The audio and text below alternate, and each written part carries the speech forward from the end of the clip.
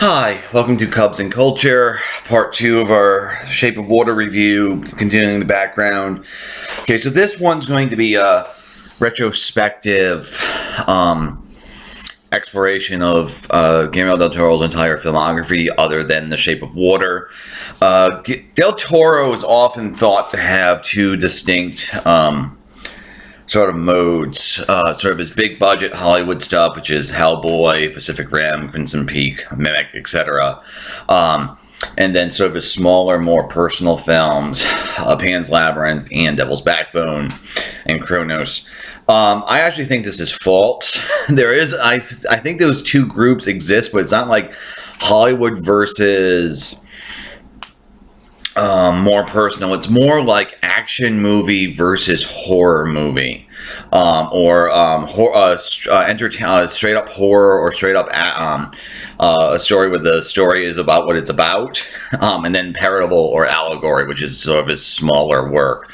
But as always, here on Cubs and Culture, I will be showing clips from various properties, usually trailers and one of the movies. I do not own the copyright to any of this material. I'm claiming use under it as under fair use. I highly recommend everyone buy pretty much every single one of Del Toro's films. I will not be discussing Mimic or Hellboy 2 or Blade 2, mainly because I don't particularly like any of those films, and Del Toro doesn't really like Mimic. Hellboy 2 is really good. It's just I don't have much to say of it that's not going to be said during Hellboy. So claiming for use, go buy the actual companies, don't own the copyright, do not get money from.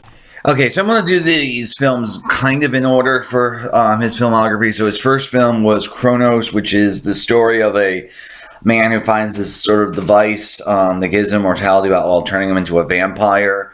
The movie's all sort of about greed, and so like the villains are an industrialist, and you don't actually know what the factory is making.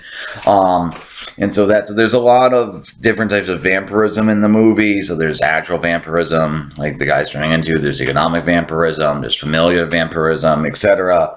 But ultimately, for Del Toro, sort of the presentation, sort of the character that's treated the most sympathetically is the vampire, which of course goes out to his filmography. So he tends to associate with the monsters or the outsiders. There's some sort of social commentary in this film. You can see how from it something like Shape of Water or Pan's Labyrinth could come from sort of his social themes, because the two villains, one of them is played by Ron Perlman. They're both sort of American characters, expatriates or immigrants the other way, and they're very broadly played by Perlman and then the Mexican actor, and they're also sort of very stereotypically, like, they're snidely whiplash characters. And I actually think that sort of hurts the movie in a way, because it makes the commentary a little bit too obvious. But it's sort of the inverse of what happened in American, because this is a Mexican film. So it's the Americans are treated like the American characters are treated how Mexican characters were treated in American cinema. So that's sort of the joke. The other sort of thing about this film is there's a lot of color coding. You see it in the hair color. So like that's the main character. He's always in white. His wife is red. His daughter is brown. Well, his granddaughter is brown, etc. I like this movie. It shows a lot of promise. With that being said, it's very, very rough, sort of visually and directorially. You can tell that was sort of made on the cheap. At one point, they didn't actually have enough money to pay Ron Perlman, and he started to walk off the film. But it was a very good film. It shows Del Toro's promise. Okay.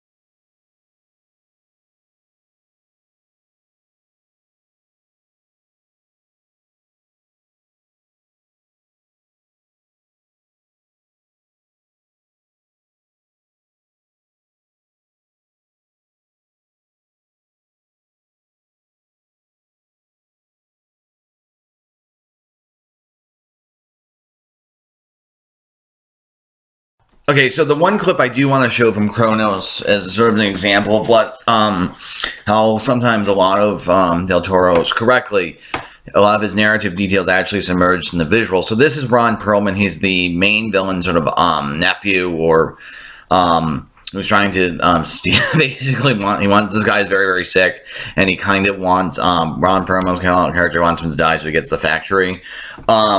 Now, this guy has been looking for this device. It's the Kronos device. It was invented during the Inquisition in Mexico to grant the person everlasting life, but it also turns you into a vampire. Now, it's hidden under a statue of the Archangel Michael. Now, of course, this is something like of an in-joke of the statue, the Kronos device hiding on the Catholic symbol, because of course the Kronos device actually brings eternal life and not the actual church. So there's that sort of thing. Then the other sort of thing is, as you notice, it was a factory, but you saw that nothing was actually being made because this factory has been around for so long and sort of dying and decrepit that no one actually remembers what is made.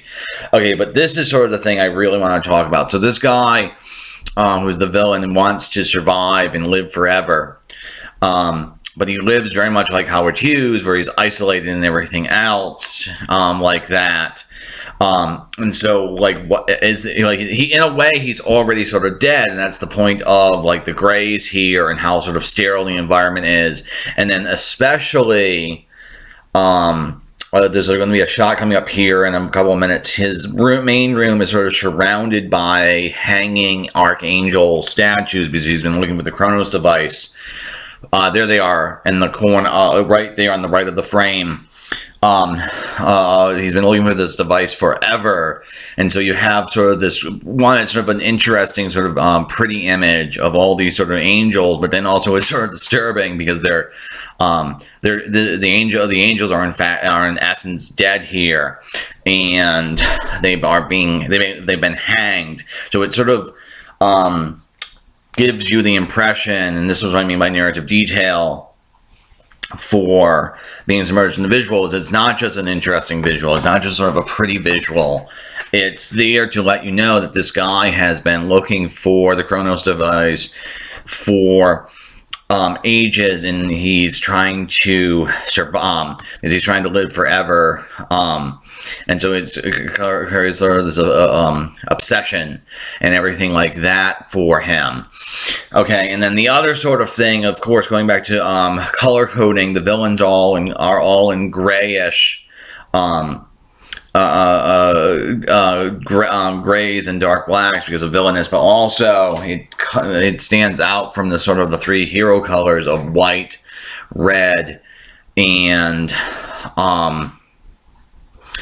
brunette or brown. And so because of that, and of course you're dealing with a vampirism, red is used very sparingly in the film because it's supposed to be the blood.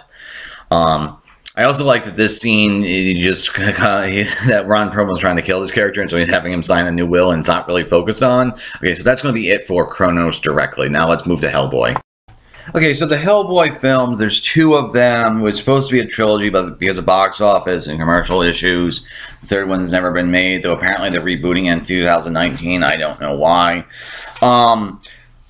Outside of sort of the anti-fascist trilogy, these are his two most successful films. The first one, I like the first one better than the second one. The first one, okay, so it's a superhero horror fantasy film about this demon who has the ability to destroy the world. And sort of his story, his name is Hellboy, and it's like Men in Black mixed with Lovecraftian horror mixed with a coming-of-age story of Hellboy being whether or not he's going to be a good guy or a bad guy. That's sort of the first film. And then the second film is principally sort of a high fantasy about parental responsibility, because you find out, in spoiler, Liz, who's the romantic interest, is pregnant with Hellboy's children, etc. I really do like both of these films. They don't really work all that well together because the first one is much more of a horror horror Lovecraftian thing, and the second one's very much almost like a urban fantasy film. And so there's sort of that tonal problem. And then for the first one, there's a huge writing issue in that it has an entirely superfluous false climax at the end where he goes and fights the basically the elder god and wins in like 3 minutes. So because of the way in which the story is built, the entire sort of climax in Hellboy 1 is about him deciding not to destroy the world, but to becoming, in essence, to choose to become a man. So that's when he reaches up and breaks his horns, blah, blah, blah. That's the climax. And there's an entire another scene, this is sort of the start of it, where he goes and fights this monster, which it doesn't belong in the movie. It should just have been cut. Now, as far as sort of it's two writing problems, besides sort of the tonal differences, this mythology with the elves and the Golden Army and everything, it comes sort of out of nowhere, and it's not fully developed. It's actually sort of shocking to me that it's not fully developed as much as it could. Now, with all that being said, because a lot of times with Guillermo del Toro, the movies are incredibly beautiful and well thought out visually, and at least in terms of sort of narrative. I'm specifically showing the Hellboy 2 clip because of the amount of different sort of creatures he has here. So he's really good at sort of populating his worlds with a lot of different sort of beings, and where you sort of don't have the full stories that don't feel incomplete but feel like there's more to the story that's being shown. So, like, for example, these little tooth fairies, there's just enough in the movie where you're wondering like how they ended up on the troll market, or all the troll market stuff like you're looking at now is greatly, there's enough there where you are more interested in fully investigating the world. And I really like this aspect about his films. Now you're going to see in a couple of seconds some hanging meat. Here they are, meat with bags, of course. That's like Kronos. And then also he plays around with location of eyes a lot. So at some point in this, you'll see an angel with wings, and the eyes of the angel is actually on the wings. I don't think this is actually recycling or being lazy. I think it's just a sort of an aesthetic taste that he likes weird eye location just because he likes it. I'm mentioning this because I'm going to show one scene with Abe Sapien, which has a pretty strong influence on Shape of Water, and that I don't think it's lazy or anything. I think it's something of an in-joke might not be the way, but it's sort of an in-joke about, here's the eyes, about creatures like the creature from the Black Lagoon. Okay, so let me pause there. Okay, so this clip that's John Myers. He's sort of the introductory character who's allowing the audience to get orientated. So the two things I want to talk about when I'm showing the scene is Abe Sapien's sort of introduction, which is by sound, which is why I have the subtitles on. So you don't actually see him until after he says it. And so I really like how Del Toro treats sort of, and this is sort of a good thing, Hellboy's sort of the best example of this within his filmography, is he treats the fantastical as normal. And that, even though it was a little bit of a jump scare, it really ends up working as sort of Abe is introduced almost sort of offhandedly. And then, of course, Hellboy, the character, is very sort of blue-collar, plumber, tradesman sort of character.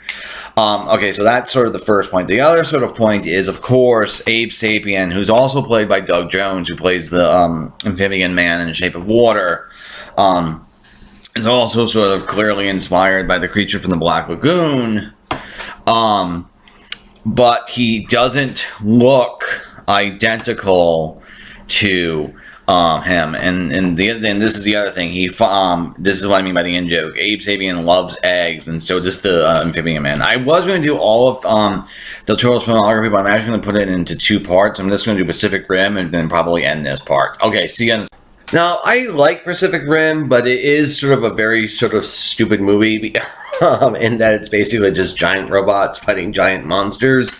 It helps a lot if you just let your inner 9-year-old go with it. It's by far his sort of least interesting films on all front directorially, in terms of writing sort of themes. It's just a sort of a dumbish action movie. And though, okay, so I'm gonna quote the honest trailers. It is sort of an awesome movie because it really does have a lot of things like colors and a doggy.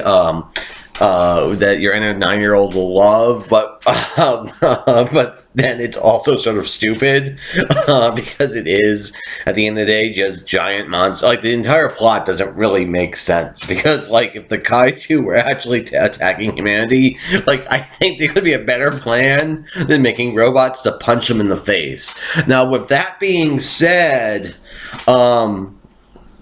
it's still a sort of a better action film than like most things that come out of Hollywood, because it still sort of has a personality to it, in that it still very much feels like a Del Toro film. And specifically, and I'll show you, it's not going to be that long, maybe like a 30-second clip of a where there's sort of visual motifs or things that are strangely well thought out in terms of both the screenplay and direction. This like sort of visual motif. This is sort of a writing thing. That there's certain like technical terminology within the course of the film, like chasing the rabbit, which means getting locked into memories, that he manages to develop. One, that concept, so it makes sense that you use it, but two, then also just sort of demonstrate what that phrase means in the context of the movie, which of course is sort of getting locked into memories. So I like this movie. When I'm feeling sad, I kind of put it on because it's it's a very awesome sort of dumb movie that's fun to watch. It's very much for your inner 9-year-old, but in any case, it's very much his weakest film.